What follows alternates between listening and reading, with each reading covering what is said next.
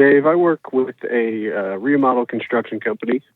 We did about $2 million last year in gross revenue, and we've got 3 full-time employees, which I am one of. And my boss last year went to Nashville to one of your leadership conferences, your EntreLeadership conferences, came back, and he was just really excited about it and shared a lot of it with me. Cool. My question is how can I support him through this, having not been to the conference, having a lot of personal investment in this company? How can I support him as he's trying to grow as a leader? Great question. Well, one of the things he probably came up with when he was with us was, I've got maybe, I'll just make up a number. He may have said, I got 10 things I want to work on based on what I learned. Right. And the first thing I'm going to work on is this, the second thing is this, the third, force ranked them. The third thing I'm going to work on, so I'm not going to work on all 10 at once. And, if he did do that, then you could simply ask and say, all right, what are you working on and how can I help? And I want to help you get there. And explain to me, teach me the concept that you learned, and so I can come alongside you and not be wondering what the flip you're doing. I'll be instead helping to push the car up out of the ditch. Let's get it going. And so, do you have any examples of what you think he's working on from what he learned? We've gone through a lot of it since, I don't remember if it was October, November, September last year, but we sat down and we had an offsite. We had our first offsite meeting together. Cool. Talking about strategy for this year, which was great. I feel like we set a lot of good goals, did that kind of thing. And now we're in the nitty gritty. We're super busy, which is great. That's a good thing. But I feel like the conversation has fallen off and we've moved into more of the day-to-day, week-to-week stuff. So maybe it's just time to revisit some of those things we talked about at the end of the year last year. I would ask if you could have a 30-minute biweekly meeting for him to tell you what your part, what you need to be working on to help hit the strategy and the goals that came out of the strategy. Right.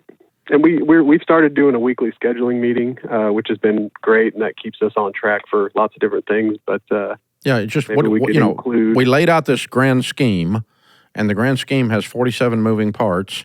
What do I need to push on the 47 things to help you get the grand scheme? And in other words, I don't want to be working on the wrong thing. I want to be working on what you want me working on. Okay. And just get clarity in your 5 minutes, 10 minutes in your weekly scheduling meeting will do that. And just go, okay, remember the strategy, and the strategy gave us these goals, and the goals, when you're looking at that, that's a desired future.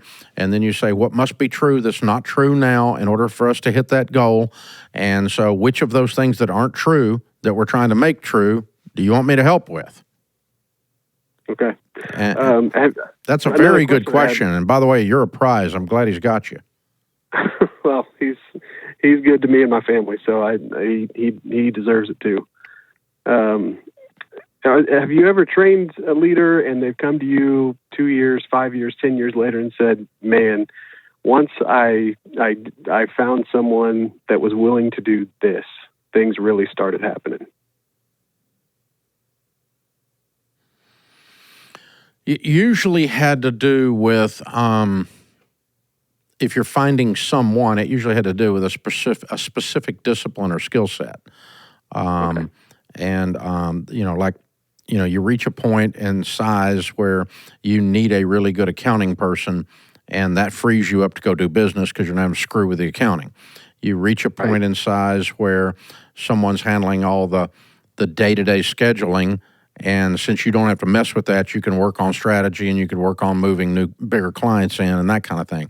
And so what you're doing is you're offloading areas of the business, disciplines within the business to someone, and in each time you do that, it frees the leader, the owner, up to go to the next level on the things you're working on. And you take a $2 million business, make it a $4 or $5 or $10 million business.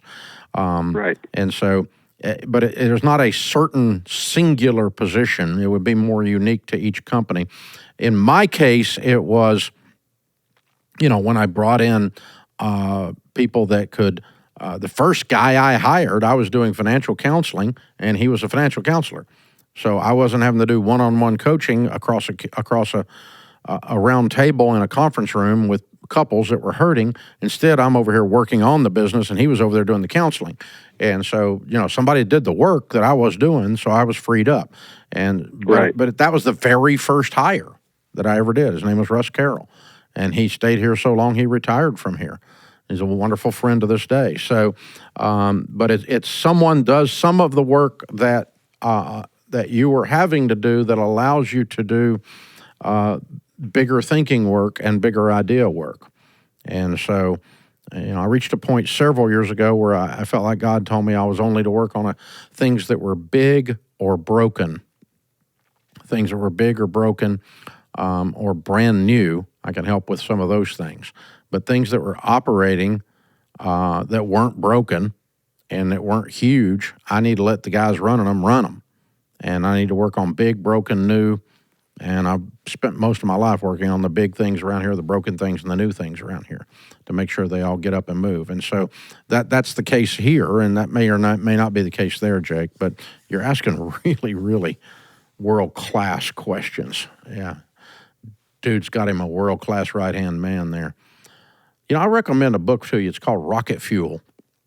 You ought to look at that one, Jake. It talks about how key a number two man can be or number two woman behind a number one. Pick up the book Rocket Fuel and you and your leader read it. Because at the stage you guys are at, it might be helpful for you.